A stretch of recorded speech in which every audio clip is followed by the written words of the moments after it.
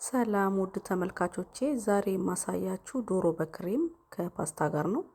ዶሮዬን እንዲጥብ አድርጌ ከትፌ አዘጋጅቻለሁ። መሽሩሜን፣ የተፈጨ ሽንኩርት፣ የተፈጨ ያው በእጄ ነው የከተፍኩት፣ የበቅዶንስ ቅጠል፣ አንድ ፍሬ ወይ ሁለት ፍሬ ነጭ ሽንኩርትና ሎርፓ ቅቤ ያስፈልገናል።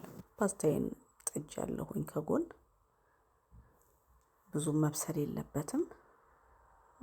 ትንሽ የወይራ ዘይትና ትንሽ አንድ ማንኪያ ቅቤ አድርጌ እንደዚህ በማጋል መጥበሻዬን ዶሮዬን የከተፍኩትን እጥዳለሁ ማለት ነው። እንደዚህ በአማረ መልኩ ብዙም እሳቱን መቀነስ አይጠበቅባችሁም። ውሃ ስለሚተፋ ዶሮ ስጋው ውሃውን እስኪመጥ ድረስ በደንብ አድርገን እንደዚህ እያገላበጥን አንድ አይነት ከለር እንዲይዝልን እናቁላለዋለን፣ እንጠብሰዋለን።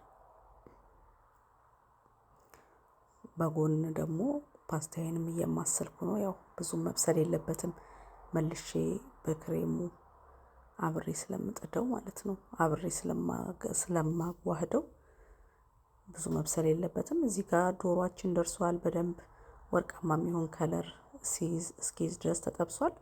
ውሃውንም መጥቷል። መጥቆር የለበትም፣ ክሬሙን እንዳያጠቁርብን በኋላ ከክሬሙ ጋር ስናደባልቀው። በዛው መጥበሻ ላይ መሽሩማችንን እንጥዳለን። መሽሩሙም ውሃ ይተፋል። በደንብ ውሃውን ተፍቶ ከዛ መምጠጥ አለበት።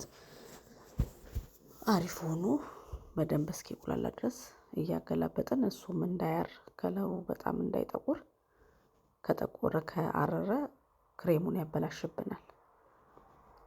እንደዚህ አድርገን እናቁላለዋለን። በደንብ አድርገን እንደዚህ ሆኖ በስሎልናል። መሽሩሙም እንደዚህ በደንብ ውሃውን መጥቶ ተቁላልቶ በስሏል። በነገራችን ላይ ውሃ በጣም ይይዛል መሽሩምና በደንብ ጥዳችሁም እንትን ማለት አለባችሁና በጣም ሙሽሽ ነው የሚለው የፈለገ ብዙ መሽሩም ብትጥዱ።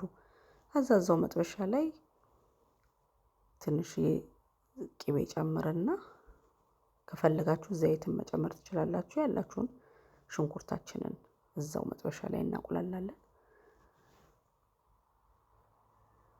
በደንብ ወርቃማ ሆኖ ሲጠበስልን አንድ ማንኪያ ከግማሽ ዱቄትን ጨምርና አንድ ላይ አብረን እናሸዋለን። እንዳይዝ እንዳይጓጉል በደንብ እናማስለዋለን። እንዳይጠቁር በኋላ እንዳያጠቁርብን ክሬሙን። ይሄም ትንጥዬ እዚህ ጋር ጫፏ ጋር መጥበሻዋ ይዛብኛለች ሽንኩርቱን። እዚህ ጋር የቀነስኩት የፓስታ ውሃ አለ። እሱን ጠብ እያደረግን አንድ ላይ እናሸዋለን።